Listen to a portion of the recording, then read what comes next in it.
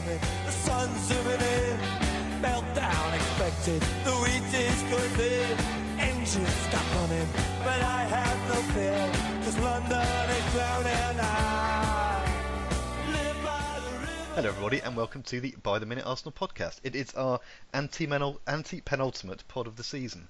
There you go, there's a good word for you. Our third from last, to put it another way. I thought that word popped into my head the other day, I thought I'd use it, so there we go. An odd week for Arsenal. We've had 2 good wins, 3 if you include the United game that we covered previously. But the events in East London yesterday did not help our top 4 cause. We'll come on to that later on. I am Matt H. With me tonight, a two-hander for you, because we just have Pete. Hello, Pete. Hello, Matt. Glad to see you've been brushing up your linguistic skills there. That's good, isn't it? I'd heard the word before, and then I sort of came across it somewhere this week, so I thought I'm going to use that. So there we are, used. And yes, nice to try and keep fresh. Matt V is not with us this evening. I'm hoping he's going to be back with us next week. We'll have a full set, but for the moment then, let's crack on with events in the Arsenal world this week. Now, we were coming off the back of the Man United victory the previous Sunday, of course, which was a nice way to start the week, and we managed to get another 2 victories this week to give ourselves a bit of a sniff at the top 4 position. Before we get into that, though, I wanted to mention 2 other things, and didn't know if Pete had an opinion on these. The first is the, I think, amusing Arsene Wenger approach to the press conference last week when they were talking. Someone asked him about a director of football role, and he essentially seemed to sort of deny the existence of same. Now we'll talk about all this kind of stuff in our last 2 pods as we get towards the end of the season. We can have a bit of a review and a bit of a look back, so I'm not going to go into it too much now because we don't have any new information. But Pete, I just wondered if you had any thoughts on that rather feisty press conference. Yeah, I think Arsene Wenger knows perfectly well what a director of football does, and I think probably his comments actually meant I wouldn't work with one. Thank you very much. Yeah, I think we're going to talk about this later on, but it's interesting that there, to use a football expression, he's setting his stall out, as it were, very publicly now, and there is this idea that perhaps this is suggestive of some not deep division necessarily, but some differences of opinion, shall we say, in behind the scenes between the manager and the board and whoever else is involved. That in itself, I don't think, though, comes as a great surprise. I think we sort of knew that was going to be happening anyway. But there's a card marked there, isn't there, for what might happen over the summer months. Indeed, potentially a bit of a power struggle going on. Power struggle is, yes, that's exactly the word I was after. Or the phrase I was after. Okay, but we'll leave it there. We won't go on about it. And something else, and I haven't tipped Pete off that I was going to mention this, but the Guardian did a thing which came out last week, on Wednesday, in fact, which was about, they've done this before, I think it's quite funny, it's the Premier League team's ineptitude index. So basically, and they've done this for a couple of years now, I think, or this is the 3rd one. So, for example, you lose points for things like throwing the ball straight to the opposition from a throw-in, or goalkeepers kicking the ball to the opposition, yellow cards for simulation, yellow card for excessive celebration, and you sort of get, negative points, if you like, for all of these essentially inept stuff, stupid things. Own goals is another example that you score points for, and in this league, scoring points is a bad thing. Have a look for it if you've got the time. It's quite amusing. What I was going to say was the exciting news for Arsenal fans is we finished second from bottom in that league, which is the good end, as it were, in that league. Hull City were the most inept team, followed by Sunderland and West Ham. Middlesbrough were 1, 2, 3, 4, 5, 6, 7, 8th, which is an interesting point given that they've ended up going down. But Chelsea were top, and we were just behind them and ahead of Spurs. So there we go. The way I'm looking at that, it's like a trophy. It certainly is. I think that's something to be proud of. But cling desperately onto. Yeah, I mean, it's getting quite desperate now, this season potentially, but we'll enjoy that. Anyway, enough of that. I just want to mention that. Do we have a chance of finishing bottom of it? Well, it's a good point. They sort of did it last week. I don't know if they're going to update it before the season. We're only sort of 6 points behind or ahead of Chelsea, as it were. I suppose it's certainly possible if we can avoid own goals and silly yellow cards and what have you. Then I didn't even think about that. There's still a trophy to play for. Not a trophy to play for, I should say. Anyway, let's get to the games this week then, because it was all going quite well for us on this week. So after the United win, we then played Southampton on Wednesday night and won 2-0. Now, it wasn't a particularly it wasn't a very good first half, let's be frank. in the end, Arsenal got the points with goals from Alexis and Olivier Giroud right at the very end. The goal from Sanchez, of course, particularly enjoyable, particularly sort of quality from our Chilean star. But Pete, any thoughts on the team news here? We lost Oxlade-Chamberlain in the first half to an injury, which was a bit worrying. He was adequately replaced by Bellerin, but Mustafi also started. Any thoughts on any of the lineup for that game? Yeah, I was in some ways pleased because obviously we didn't have any Koscielny for that game, and we had to find a way to replace him in the back three. And I think I was quite glad that Nacho came in from wing back to make up yet, rather than bringing in Gabriel. And even though it was Mustafi's first game back, I think. Yeah. I think it made sense to not have Gabriel in the side, and I think that was rather pleasing. And Gibbs did a reasonable job in the wing back role. And so I think good decisions there. Stuck with Welbeck, which I think in terms of actually how the game went, although I think it was the right decision, I don't think he had his most effective night. No, he. Well, it was one of those. I mean, not to pick on him particularly, or rather sort of broaden it out a little bit. It was a very poor game, certainly in the first half. Now, this is going to make me sound very wise after the event, but I did get the impression towards the hour mark, so that first little bit of the second half, that Arsenal was starting to just take a bit more control and get themselves a bit more on top. And lo and behold, they took the lead at Alexis. And I think as soon as we'd taken the lead, I think we were looking pretty safe. Nice to mention the involvement of Mesut Ozil as well with that goal. Yeah, lovely goal, and I think, as you say, we struggled a bit at the beginning of the game. Well, through the whole of the first half and into the second half, we were struggling, but we did settle down a bit. Did start to take a bit of control, and the goal was just a marvellous piece of skill. Yeah, and a nice assist from Ozil, but just a wonderful piece of skill from Sanchez to dump two defenders on their backsides and knock it home with his left foot, much to everyone's great surprise. They're great, aren't they, when those moves sort of come off and the defenders do, for want of a better word, fall for it, and you end up with that sort of open goal almost. I mean, you still have to beat the keeper, of course, but it's just, so easily or so quickly how you can just take players out of the game with that bit of skill, bit of intelligence, and it's just another example showing what a good player Sanchez is, which we know anyway, and how important it is to keep him. Yeah, I mean, I think he fooled Forster as well. I mean, Forster's no mug, is he? He's a good goalkeeper, and I think it was partly the deception that led to him beating Forster. Yep, absolutely.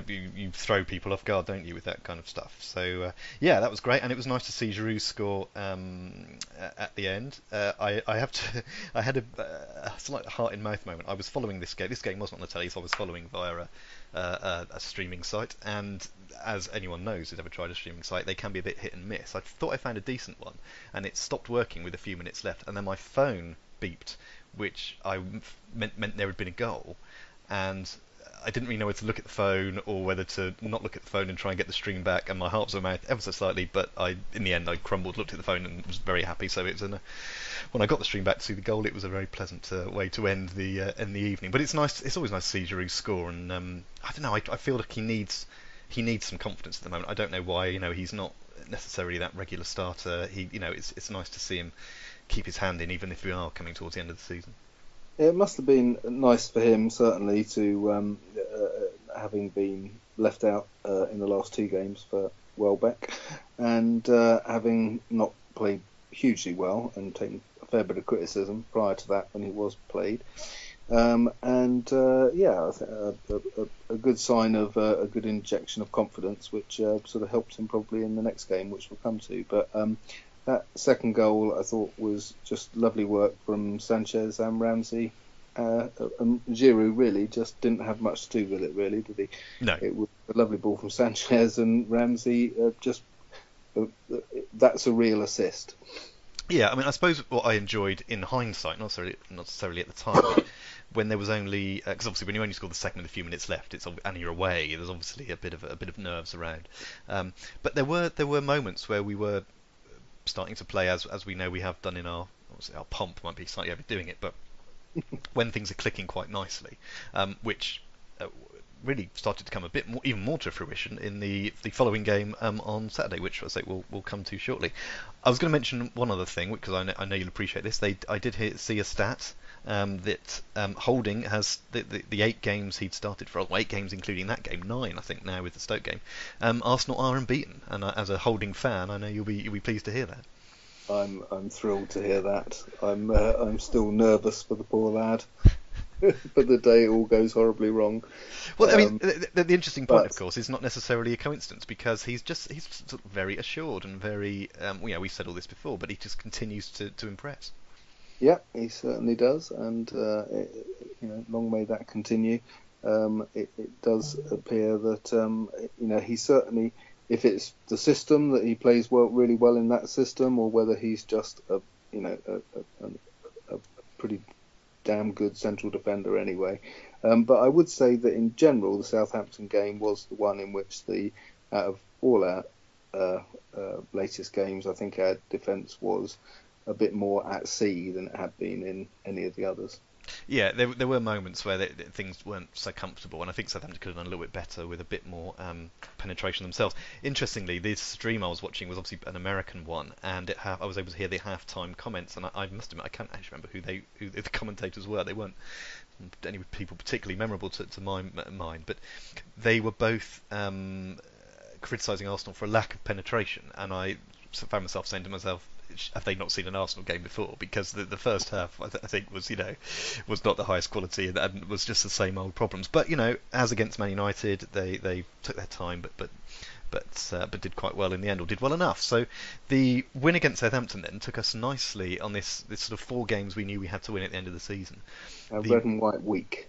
Well, yes, it took us Red and white stripy week. Red and white stripy week. Well, we went from Southampton, which we haven't had a brilliant record at. We hadn't won a game since 2003 there. Well, that does include quite a period where Southampton weren't in the same division, but it was good to get that monkey off the back. And then we went to Stoke, and we all have different views. Oh, no, we probably all have very similar views about Stoke, but not somewhere that we've always particularly enjoyed going, even though we beat them literally every single time they've come to the Emirates, they lose. It hasn't quite been the same for us in the reverse fixture, but it was a fairly joyous occasion where, particularly for most of the second half, Arsenal were completely on top and really starting to click.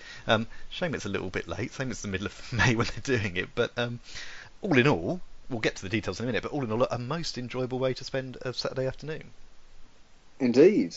Very, very pleasant. And yes, they really did keep going from the last bit of Southampton, as you say. I think it just seemed like they had learnt from that a bit and were taking it onto the pitch against Stoke. And although Stoke weren't up to anything really and were a bit rubbish, they really did give them a battering.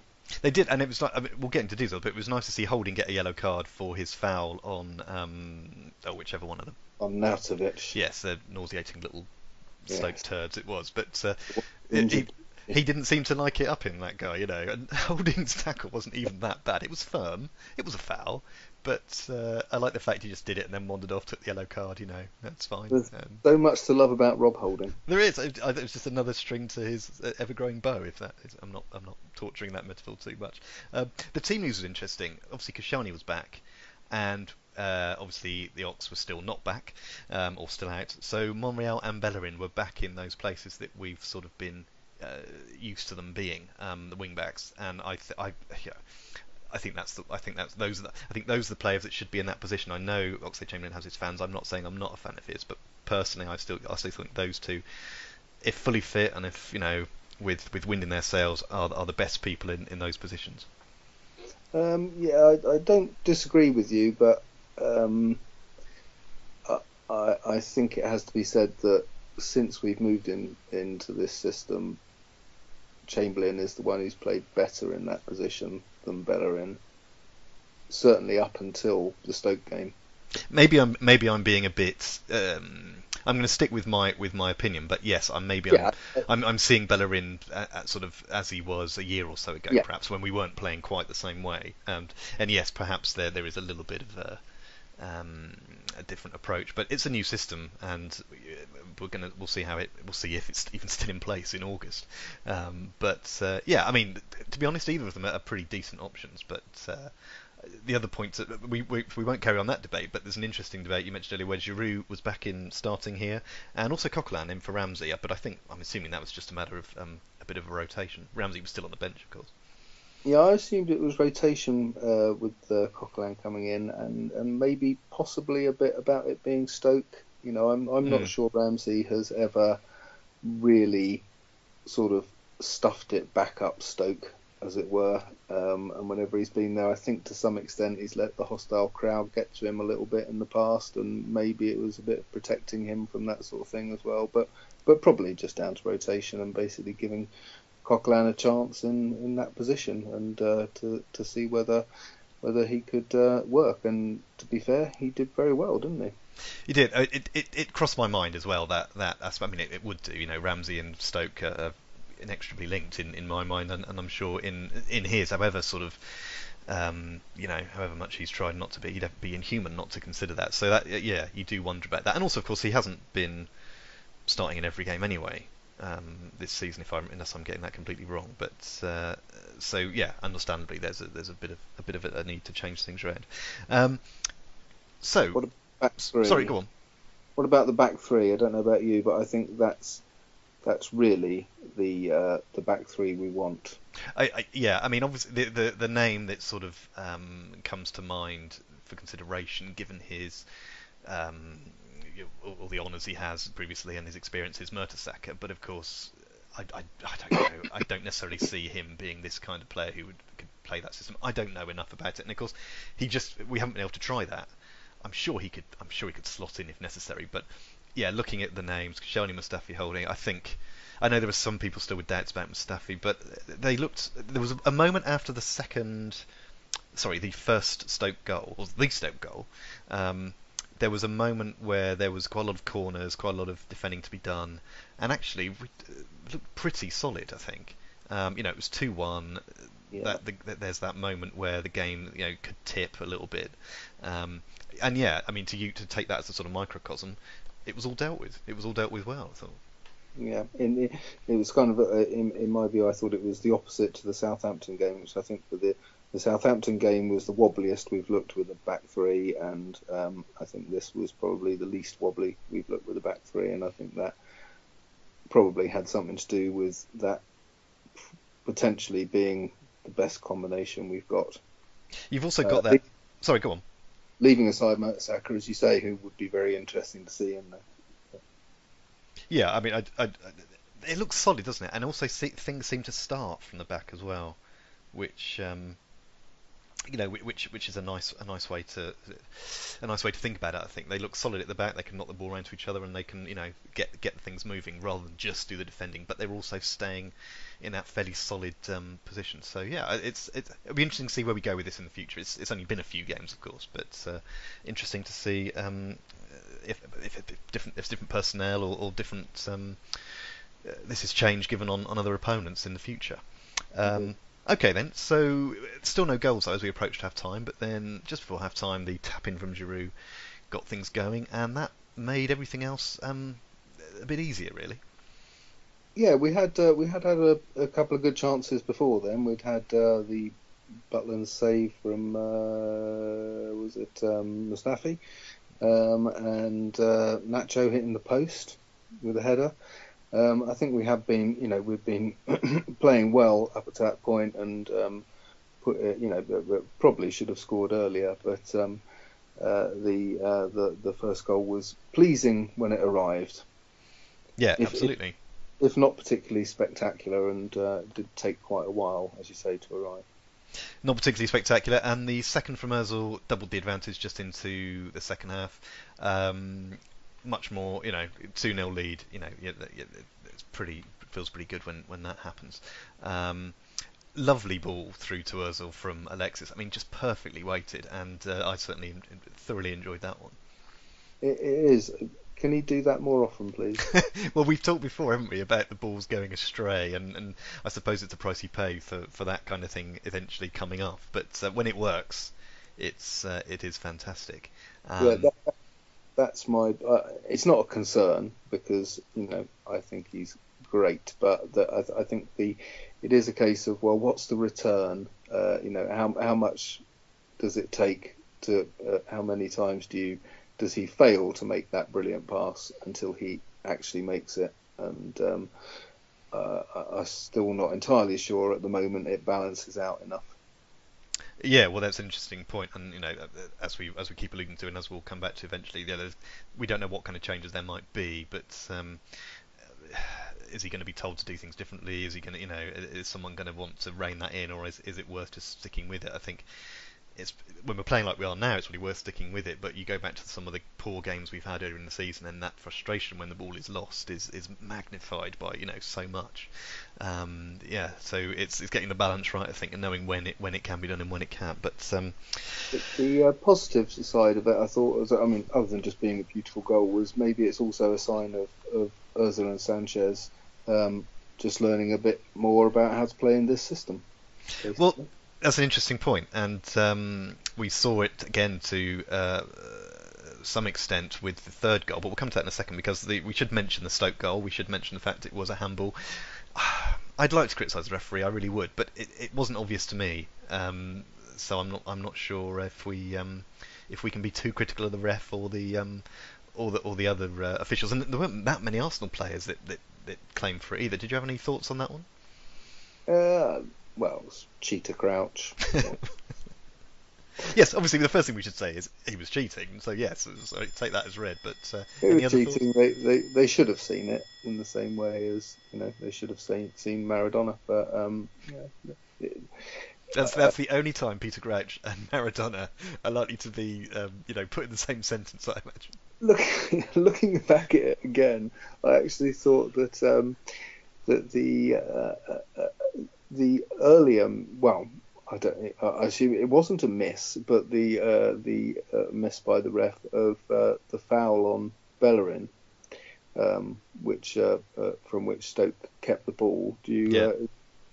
Was actually worse almost than missing the handball. Yeah, it's a bit more obvious, isn't it? It's a bit plain foul, and Stoke shouldn't have even had the ball to give it to Crouch to stick in with his hand. So I'm not sure which was the worst piece of refereeing. There was more complaints about that, wasn't there, from the players, I think, than the goal going in. Well, anyway, that led to that wobbly moment we've mentioned where the defence did their job. A word for Peter Cech, actually, because he's been fantastic for the last few games.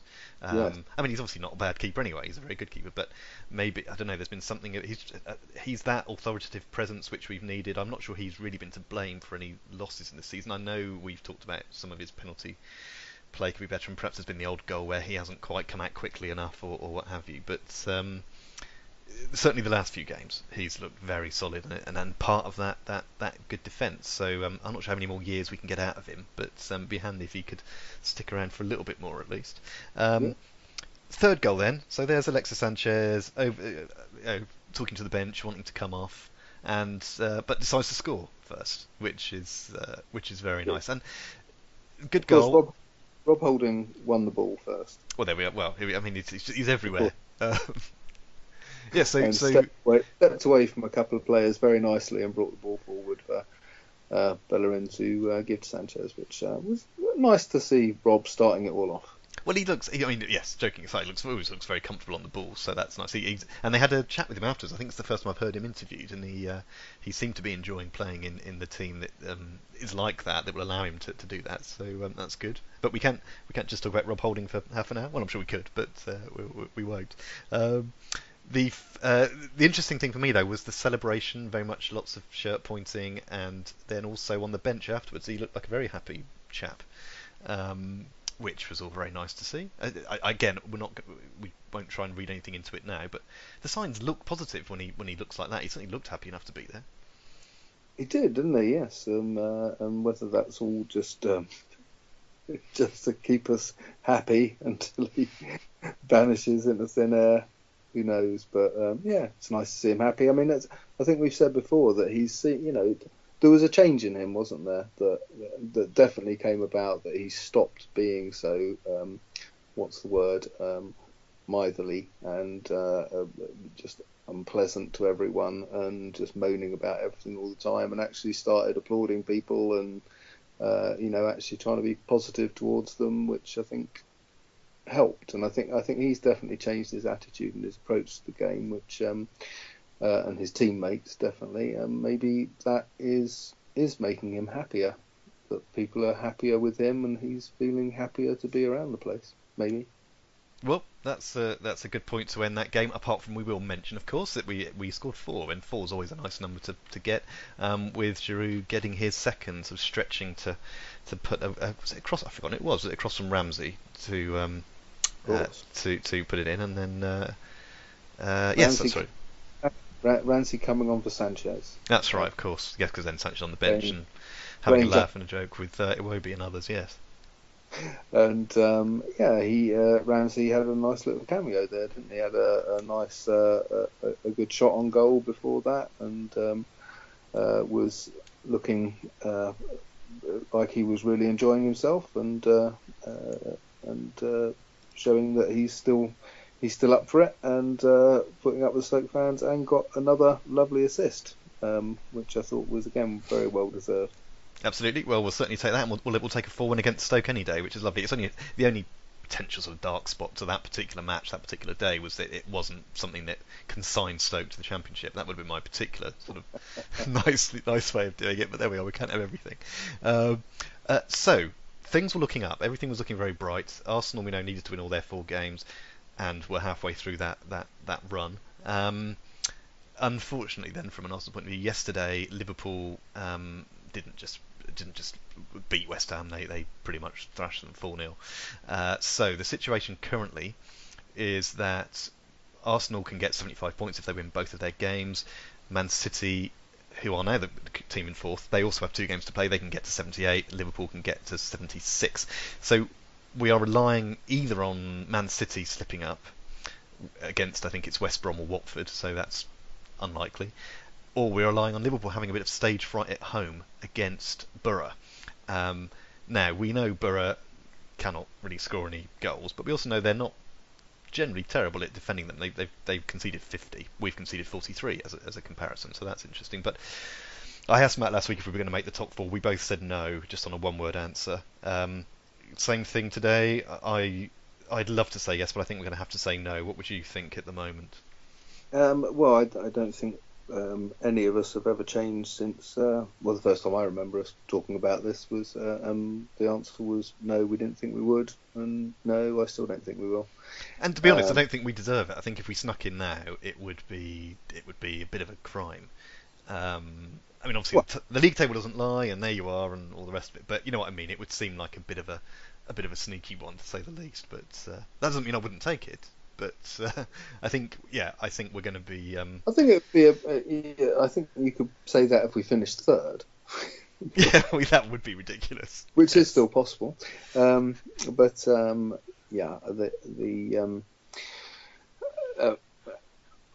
think. I mean, I've always had Liverpool down to win those 2 last games, and Man City to win their last 3, and I can't see that changing particularly. Oddly enough, people were saying before Liverpool's last 2 games that they thought that West Ham was the one that they would potentially struggle at more.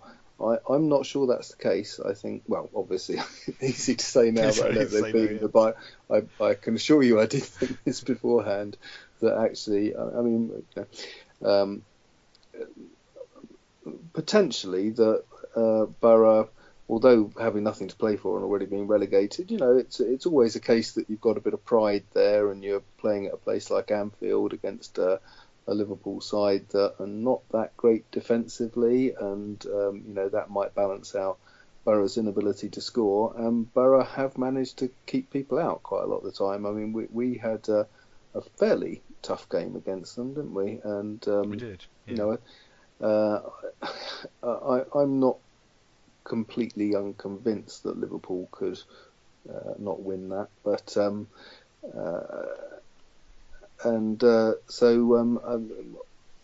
if either of the 2 games I thought they would drop the points in, I thought it might be against Borough. In a similar way, I hate to say this, as Tottenham did against a relegated side on the last game, that last day of last season. And we overtook them. And how? I mean, they lost. They Yeah. I mean, I'd be surprised if Borough went to Liverpool and won 5-1. I wouldn't. I'd be delighted.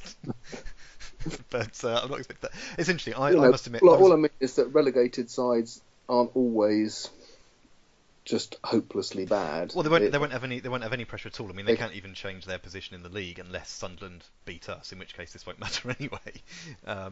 So yeah, you hope Borough might as well. They've only won 5 games this season, which is actually fewer than Sunderland. So that might be something they want to get rid of. Yeah, they will have no pressure at all, whereas Liverpool will have plenty, particularly if we did find ourselves in a position where, in the as it stands table, we snuck ahead of them briefly. But and I think it's interesting. Yeah, the one bit of glimmer of light for me is that they do need to win. Draw isn't enough for them. And this is all assuming we win our games, which if we didn't, then we wouldn't deserve to, certainly wouldn't deserve to be there then. But well, let's. I think the other thing I suspect, sorry, not to want to go on about this, but also the City game against Palace may be a bit of a challenge for them. I think the thing that makes it less likely to be of any interest to us anyway is that they would have to lose quite badly, even if we win our next 2. City are home to West Brom and away to Watford. Yes. Are they not? Oh, it's not Palace, is it? It's Watford. Yes, yeah. Sorry. That's all right. That's what we can clarify that. Yeah. Yes. The other Manchester United who are against Palace is another Manchester team. The other Manchester team. Okay. Apologies. Yeah. That's all right. That's why we're here, to clarify these things. Yeah, City's goal difference is 34, ours is 29. Obviously, we'd need City to lose and we'd need to win, so those goal differences might come a bit closer together anyway. Well, let's wait and see. I mean, I think we are being fairly realistic. We don't think it's likely. There are these potential issues we've noted, but I think if it really came to it, we wouldn't be putting our money on it. But let's very briefly look at those games, and we'll do them all together because we've been rabbiting on for a while anyway. You're going to be at the Sunderland-Everton game. Games, 2 home games this week. Both games we should be winning, especially the Sunderland game. Any reason to doubt that we should be winning and going for this? I mean, we've got to go for it on Tuesday to make Sunday worth it. So I don't foresee any problems with motivation or anything for this. No, I think we should be winning the Sunderland game without any problem or any shadow of a doubt. But the one thing that slightly worries me about it is the idea that we could completely rotate the side, and I think that would be bad for us. I think we should approach this game with as much seriousness as we possibly can, and just make every attempt to win it, and that means playing our best team. That could be worrying in itself because those players might not want to take the risks of injuries, etc., ahead of an FA Cup final, possibly. But I don't know. I think any kind of major rotation is going to be a danger in that game, and I think that's where I would worry if I get the team news an hour before and I see everything changed around. I'm going to start worrying about it. Well, we will see how that works out next week. We won't talk about the Europa League now. We'll save that till it's all confirmed next week. So, so next week we'll be back. We'll talk about the Sunderland game, the Everton game. We'll have a very brief sort of look back over the season, but then we'll save most of it, I think, for the following week, because we'll only have the Chelsea game to look at, the Cup final, which would be hopefully a glorious win, but whether it's a win or a loss, at least we'll have plenty of time to discuss and wrap up the season then. All right then. Well, I think we'll leave it there. We didn't get the chance to say, sorry, I didn't get the chance to say that against Everton on the last day, presumably Everton will be entirely happy for us to win. That did occur to me. I mean, you never know how much the players care. Obviously the fans would, but should it come to that, they probably wouldn't be happy to lose unless they hear that Liverpool are not winning, and think then, who knows what might happen then. It could be one of those odd atmospheres, but we'll wait and see what happens. But yeah, you do wonder how much of that the players care, because ultimately they don't necessarily have that same connection to the area. But the fans will certainly let them know if they decide they want us to walk a couple in. But if it comes to that position where we're in that chance of actually making it, then that'll be a very interesting afternoon. But I fear Liverpool will probably be relatively comfortable, and City as well. But well, let's keep fingers crossed, keep everything crossed, and we'll be back this time next week, and who knows, we may be discussing some miracle on Merseyside or something. But there we go. Right, on that note, we'll leave it. Pete, thank you very much for your company. Thanks very much, Matt. And thank you very much for listening, everyone, and we will be back next week. Take care, speak to you soon. Bye-bye.